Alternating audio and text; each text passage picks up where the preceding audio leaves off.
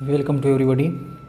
Class 12th narration का interrogative sentence चल रहा है और इंट्रोगेटिव सेंटेंस में जो वाक्य हेल्पिंग वर्ब से स्टार्ट होते हैं वो वाले हो गए, यानी ऐसे वाक्य जिनकी शुरुआत हेल्पिंग वर्ब से होती है।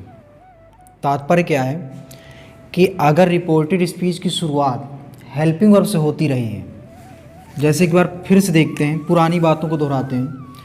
लिखा है यहाँ पर इतना ही सेड टू मी, ये जो कामा इन्वर्टेड कामा में नहीं रिपोर्टिंग वर्ब है और जो कामा इन्वर्टेड कामा के अंदर होता है वो रिपोर्टेड स्पीच है। तो जो इसके पहले इंट्रोगेटिव सेंटेंस का रूल नंबर 1 हुआ था उसमें बताया गया था कि अगर शुरुआत हेल्पिंग वर्ब से होती, अर्थात अगर रिपोर्टेड स्पीच की शुरुआत हेल्पिंग वर्ब से होती है तो उसको किस तरह से बनाते थे वो पढ़ा गया। एक बार दोबारा देख लेते हैं, फ्लैशबैक कैसे बनाते थे। अगर रिपोर्टिंग वर्ब से शुरुआत होती थी तो वहाँ पर क्या था कि कामा इन्वर्टेड कामा के स्थान पर इफ़ लाते थे, इफ़ या वेदर लाते थे,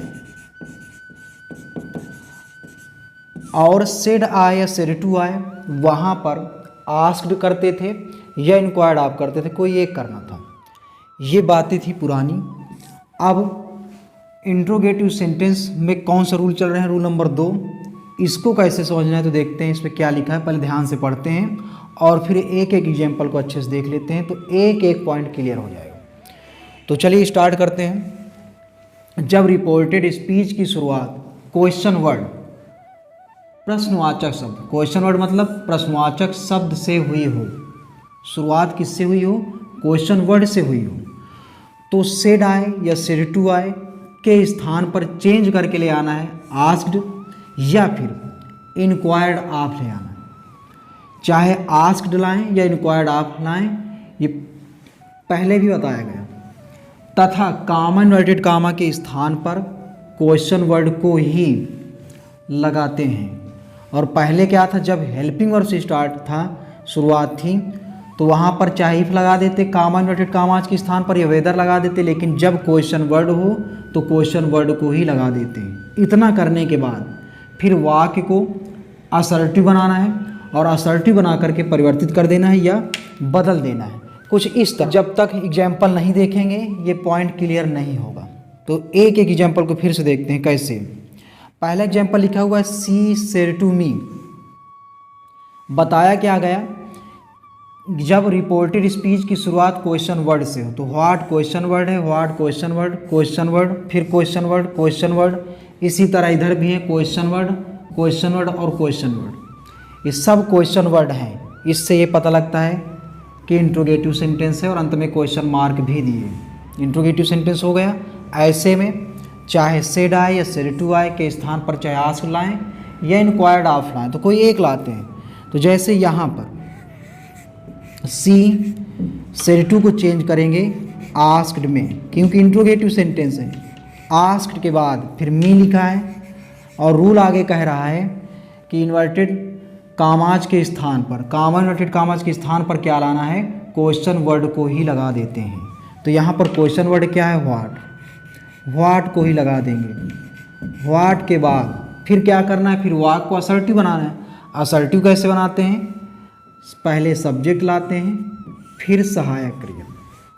देख सकते हैं यू पहले आएगा आर बाद में जाएगा। तो जब यू पहले आएगा तो यू को यहाँ पर लिखना है। यू एक पर्सन है, वो भी सेकेंड पर्सन है। तो सेकेंड पर्सन चेंज होता है रिपोर्टिंग वर्ब के ऑब्जेक्ट के हिसाब से, और रिपोर्टिंग वर्ब में ऑब्जेक्ट है मी, तो मी के हिसाब से यू के स्थान पर लाना है। अब यू यहाँ पर सब्जेक्ट है, मी ऑब्जेक्ट है, सब्जेक्ट के बदले सब्जेक्ट आएगा तो मी का सब्जेक्ट होता है आई, मी का सब्जेक्ट होता है आई, और फिर आर जाएगा वाज या वर में। टेबल नंबर 1 में देखेंगे अगर जाके नरेशन को, तो वहाँ पर बताया गया कि जाए मार किस में जाता है, वाज वर में। आई के साथ वाज आता है, आई के साथ वाज आ जाएगा। फिर इसके बाद कुछ नहीं करना है, जो लिखा है उसको उतारते हैं, जिस प्रकार परिवर्तन करना है करते रहेंगे, डूइंग। और शर्त क्या होती है इनडायरेक्ट नरेशन की, कि कोई भी मार्क ऊपर आया हो नीचे केवल फुल स्टॉप का प्रयोग ही करते हैं। इसके बाद दूसरा एग्जाम्पल है, देखते हैं कैसे। ये एग्जाम्पल और ये एग्जाम्पल, ये दोनों थोड़ा सा हटके हैं। जो हटके हैं उनको पढ़ने में और आनंद आना चाहिए स्टूडेंट्स को। तो देखते हैं कैसे हैं। क्वेश्चन वर्ड है यहाँ पे, तो इसको चेंज करना, लिखा है कविता सेड टू, चाहे सेड हो या सेड टू हो, कहाँ जाएगा, आस्क्ड या इंक्वायर्ड ऑफ में, तो एक कर देंगे, सेड टू के स्थान पर आस्क्ड लगा देंगे, चाहे इंक्वायर्ड ऑफ लगाएं या आस्क्ड लगाएं। फिर लिखा हुआ है हर, हर के बाद कॉमा इन्वर्टेड कॉमास के स्थान पर क्या लाना है, क्वेश्चन वर्ड को ही। तो क्वेश्चन वर्ड क्या है, व्हाट, व्हाट के बाद फिर क्या करना है, वाक्य को असर्टिव बनाना है। असर्टिव बनाने के लिए सब्जेक्ट चाहिए, तो इस वाक्य में सब्जेक्ट नहीं है, तो जिस वाक्य में सब्जेक्ट नहीं होता है क्वेश्चन वर्ड को ही सब्जेक्ट की तरह समझा जाता है। और इसके बाद यहाँ पर लिखिए मेन वर्ब, तो मेन वर्ब सेकेंड फॉर्म है, इसको देखते हैं। सेकेंड फॉर्म, तो सेकेंड फॉर्म को देखना है। बताया गया था कि अगर सेकेंड फॉर्म आ जाए तो इनडायरेक्ट नरेशन में चेंज होके जाता है पास्ट परफेक्ट टेंस में, और पास्ट परफेक्ट टेंस में जाने के लिए हेल्पिंग वर्ब चाहिए, हैड चाहिए। तो जैसा कि बताया गया कि जिस सेंटेंस में सब्जेक्ट ना पाया जाए वहाँ पर क्वेश्चन वर्ड को ही सब्जेक्ट मानते हुए हल करते हैं। तो व्हाट को ही सब्जेक्ट मानेंगे, तो सब्जेक्ट के बाद क्या चाहिए, फिर सहायक क्रिया, क्योंकि सेकेंड फॉर्म किस में चेंज होता है, हैड में, हैड आ गया, व्हाट हैड, और फिर इसके बाद वर्ब की थर्ड फॉर्म लगा देंगे, हैपेंड। इस तरह से ये भी बदल गया। और देखते हैं फिर आगे, इसको देखते हैं। तीसरा एग्जाम्पल लिखा है ही, क्वेश्चन वर्ड से शुरुआत है, इसलिए सेड आए, सेड टू आए के स्थान पर क्या लगा देना होता है, आस्क्ड। आस्क्ड के बाद मी लिखा हुआ है। फिर बताया गया कि कॉमा इन्वर्टेड कॉमास के स्थान पर क्वेश्चन वर्ड को ही लाते हैं, तो क्वेश्चन वर्ड यहाँ पर व्हाट है। व्हाट के बाद फिर क्या करना होता है, असर्टिव बनाकर बदलते हैं। वाक्य को असर्टिव बनाना है, असर्टिव बनाने के लिए पहले सब्जेक्ट चाहिए और फिर सहायक क्रिया या हेल्पिंग वर्ब। तो यहाँ पर हेल्पिंग वर्ब है इज, योर नेम, ये पूरा सब्जेक्ट का कार्य कर रहा है, योर नेम पूरा सब्जेक्ट है और ये हेल्पिंग वर्ब है। तो पहले असर्टिव बनाने में पहले क्या लाते हैं, सब्जेक्ट, तो योर नेम को लाना है। अब योर नेम को देखिए, योर सेकेंड पर्सन के अंतर्गत आता है और सेकेंड पर्सन का पॉजेसिव एडजेक्टिव है, और सेकेंड पर्सन किसके हिसाब से चेंज किया जाता है, रिपोर्टिंग वर्ब के ऑब्जेक्ट के। ऑब्जेक्ट में मी बैठा है और ये पॉजेसिव एडजेक्टिव है, तो मी का पॉजेसिव एडजेक्टिव यहाँ पर आ जाएगा। तो मी का पॉजेसिव एडजेक्टिव होता है माई, यानी मेरा, यहाँ पर तुम्हारा तो मेरा, और फिर क्या लिखा हुआ है, नेम। नेम के बाद इज किस में जाता है, तो इज जाता है वाज में। अक्सर देखा जाता है कि कंडीशन क्या बन जाती है कि स्टूडेंट्स जो है इंट्रोगेटिव सेंटेंस को परिवर्तित करना आसानी से सीख जाते हैं, लेकिन अगर कुछ इस तरह के वाक्य रख दिया जाए, जैसे कि सेंटेंस नंबर 2 और 3 को देखें, सेकेंड और थर्ड को देखें, तो इनको फिर परिवर्तित नहीं कर पाते हैं और कन्फ्यूजन आती है उस पर। लेकिन अगर इनको देख लिए हैं तो इस तरह के जितने भी वाक्य आएंगे बड़े आसानी से उनको जो है परिवर्तित कर लेंगे। इसके बाद अब एग्जाम्पल नंबर 4 पे चलते हैं। विजय सेड टू मी लिखा है, तो विजय देख पा रहे हैं क्वेश्चन वर्ड है, तो सेड आए, सेड टू आए, आस्क्ड करते हैं। आस्क्ड के बाद मी लिखा हुआ है, कॉमा इन्वर्टेड कॉमा के स्थान पर क्या लाते हैं, क्वेश्चन वर्ड को ही, तो व्हाट आ जाएगा। व्हाट के बाद फिर तरीका क्या है चेंज करने का, कि सब्जेक्ट पहले लाते हैं, सहायक क्रिया बाद में ले जाते हैं। तो सब्जेक्ट पहले लाना है, तो सब्जेक्ट में बैठा है यू। यू कौन से पर्सन को होता है, सेकेंड पर्सन रिपोर्टिंग वर्ब के ऑब्जेक्ट के अनुसार परिवर्तित किया जाता है। जब ऑब्जेक्ट के अनुसार परिवर्तित करना है तो ऑब्जेक्ट में मी है और ये यू जो है सब्जेक्ट का काम कर रहा है, तो सब्जेक्ट के बदले सब्जेक्ट जाएगा, तो मी का सब्जेक्ट यू के स्थान पर आई आ जाएगा। आई के बाद डू या डज हो किस में जाता है, डिड में जाता है। तो आई के बाद डिड लगाते हैं, केवल इमेजिन करना, डिड लगा दिया। अब डिड के बाद वांट, तो ऐसा कौन सा सेंटेंस स्टूडेंट्स ने देखा है कि सब्जेक्ट के बाद डिड लगाएं और नॉट ना हो, यानी बिना नॉट के डिड का प्रयोग नहीं करते हैं, ऐसे में वर्ब की सेकेंड फॉर्म लगाई जाती है। इसलिए डू जो है डिड में ना जाएगा, डू को देखते हुए वर्ब की सेकेंड फॉर्म लगा देंगे, और डिड कब लगाएंगे, जब आगे नॉट दिया हो, ऐसे नहीं। तो वांट का सेकेंड फार्म करना पड़ेगा क्योंकि डिड के आगे नॉट नहीं है, तो वांट का सेकेंड फार्म हो जाएगा वांटेड। इस तरह से फुल स्टॉप करेंगे। कोई भी मार्क दिया हो डायरेक्ट में, इनडायरेक्ट में केवल फुल स्टॉप आता है। इस प्रकार क्वेश्चन एग्जाम्पल नंबर 4 भी समाप्त है। अब इसके बाद एग्जाम्पल नंबर 5 को देखना है। लिखा हुआ है, देखते हैं। भावना सेड हो या सेड टू हो, क्वेश्चन वर्ड को देखते हुए आस्क्ड या इंक्वायर्ड ऑफ में चला जाता है। लिखना एक है, बोलना दोनों है मन में, ताकि रिवीजन होता रहे अच्छा। फिर मी लिखा है, कामा इन्वर्टेड कामा के स्थान पर क्वेश्चन वर्ड को ही लाते हैं, तो वाई पहले आ जाएगा। वाई के बाद असर्टिव बनाना होता है, तो असर्टिव बनाने के लिए पहले क्या चाहिए, सब्जेक्ट, फिर सहायक क्रिया। तो सब्जेक्ट के रूप में यू आया है, यू सब्जेक्ट है, सेकेंड पर्सन का प्रोनाउन है।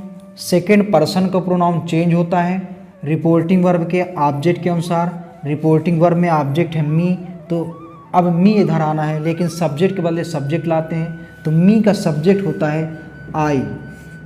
फिर इसका टेंस चेंज करना है, डिड उधर जाएगा। अब चाहे सेकेंड फार्म हो या डिड हो, चाहे सेकेंड फार्म हो या डिड हो, नरेशन में चेंज होके जाता है हैड में, इसलिए यहाँ पर आ जाएगा हैड। हैड कैसे आया, डिड को देखते हुए या सेकेंड फार्म को देखते हुए।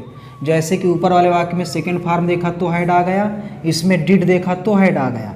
हैड के बाद वर्ब की थर्ड फार्म कन्फर्म हो जाती है, इसलिए गिव का थर्ड फार्म लगाएंगे, तो गिव का थर्ड फार्म होता है गिवन। फिर लिखा है अप। आगे देखते हैं, यू के साथ अपने की अंग्रेजी योर आती है, तो आई के साथ अपने की अंग्रेजी माई आती है, यानी मैं मेरा तुम तुम्हारा, माई स्टडी।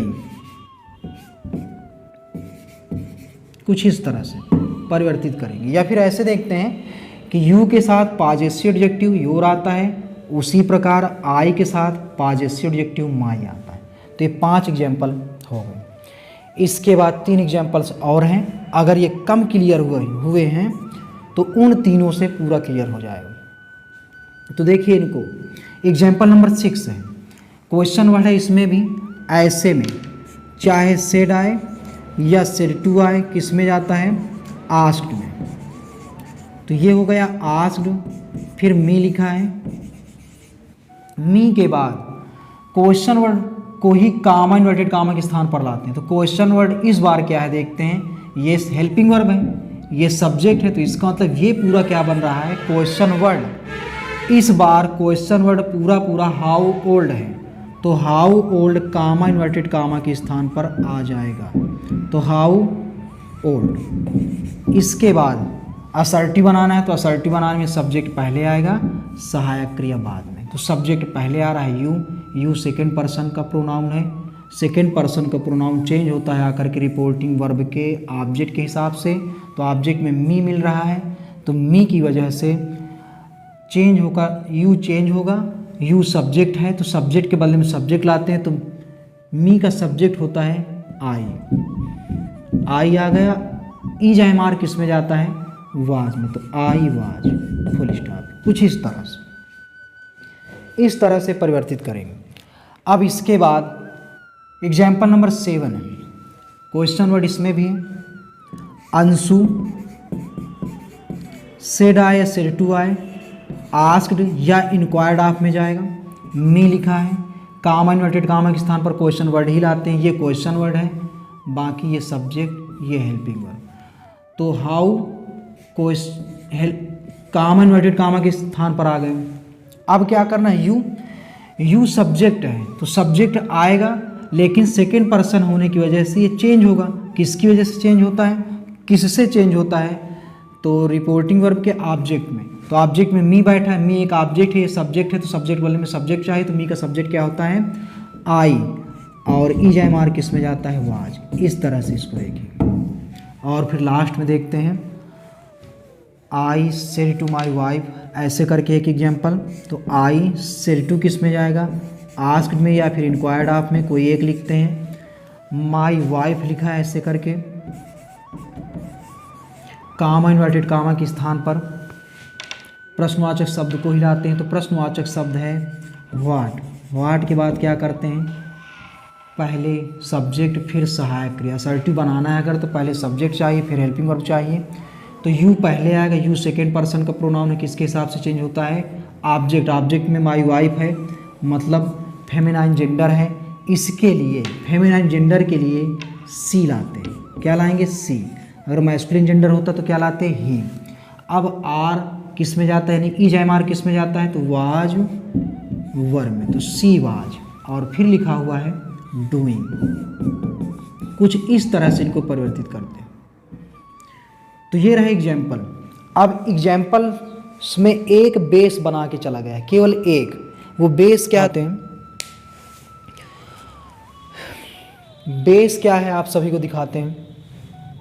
क्या बेस है कि हर रिपोर्टेड स्पीच में सेकेंड पर्सन का प्रोनाउन लिया गया है, और सेकेंड पर्सन का प्रोनाउन जो है थोड़ा सा हार्ड माना जाता है। अब लेकिन जितने भी स्टूडेंट्स देख रहे हैं, कहीं भी कन्फ्यूजन नहीं रहेगी सेकेंड पर्सन के प्रोनाउन को चेंज करने में, क्योंकि बड़ा कायदे से एक एक को दिखाया गया है। तो इस प्रकार से class 12th narration interrogative sentence का रूल नंबर 2 भी समाप्त होता है। इसका पहला रूल ज़रूर देखें तो ज़्यादा अच्छा रहेगा, तभी ये वाला और अच्छा लगेगा समझने में। और अगर अच्छा समझना है या फिर अभी नहीं आया है तो सीक्वेंस में देखें वीडियो को, तो ज़्यादा अच्छा समझ में आएगा। यानी नरेशन इंट्रोडक्शन से स्टार्ट करें। अगर एक तरफ से देखते हैं तो एक एक पॉइंट क्लियर होगा,